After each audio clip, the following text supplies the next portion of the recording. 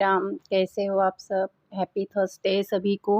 बाबा के वार की शुभेच्छा सभी लोगों को। मैं आज बाबा का जो संदेश आया है आप लोगों के सामने लेके आई हूँ। मैं इसी क्षण तुमसे बात करना चाहता हूँ मेरे बच्चों। सूर्य के प्रतिबिंब को भी देखने के लिए स्थिर जल की आवश्यकता होती है।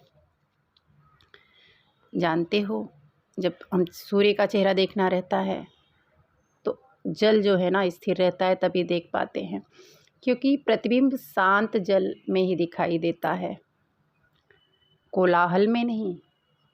इसी प्रकार व्यक्ति का मन जब हजारों विचारों के कोलाहल से घिरा हुआ है, जहाँ एक पल भी उसका मन उस स्थिर अवस्था को प्राप्त ही नहीं कर पाता, तब बताओ जिसमें वो अपना प्रतिबिंब देख सके,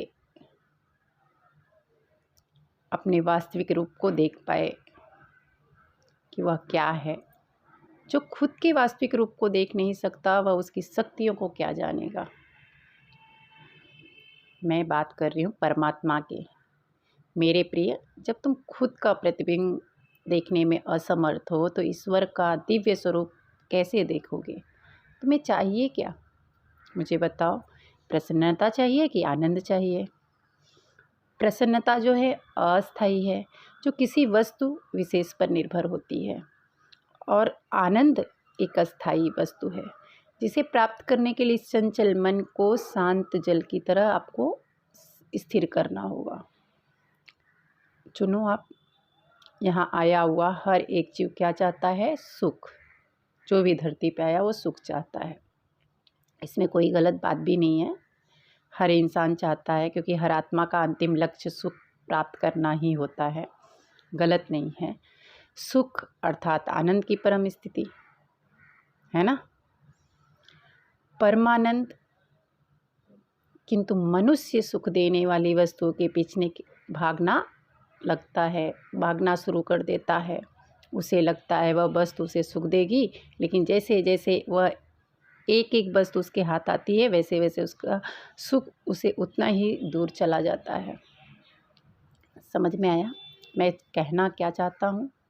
जीवन भर वह इसी प्रतीक्षा में भागता रहता है कि एक अंतिम वस्तु उसे सुख अवश्य देगी, किंतु मृग तृष्णा के भांति यह असत्य होता है। मेरे बच्चे, विचारों के तूफान को शांत करो और इसे गहराई से समझो।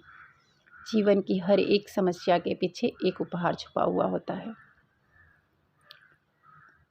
इसलिए जब समस्या आए तो निराश मत हो, उसका अंत तुम्हारी उम्मीद से ना कहीं सुंदर होगा।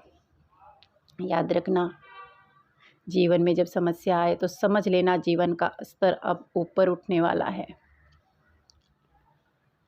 क्योंकि प्रकृति जो है बार बार चुनौती उसी के समक्ष खड़ी करती है जो उसका सामना करने की हिम्मत रखता है।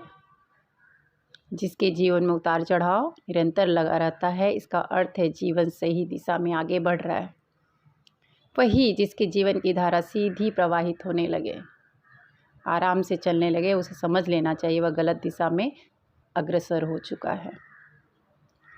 मेरे बच्चों, मेरे प्रिय वैज्ञानिक यंत्र भी सीधी धारा जब तब दिखाते हैं जब व्यक्ति की मृत्यु हो जाती है। आपने ECG देखा ही होगा। जब तक यंत्र नीचे से ऊपर की तरफ नहीं होते ना, तो हम लोग नहीं देख पाते।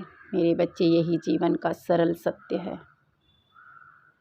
यही है, अंधकार होगा जीवन में, फिर प्रकाश होगा, उसके बाद फिर अंधकार होगा और क्या हो जाएगा? फिर से प्रकाश होगा। इसी बदलाव को स्वीकार करने का एक ही मूल मंत्र है, अपने वास्तविक रूप को पहचान लो।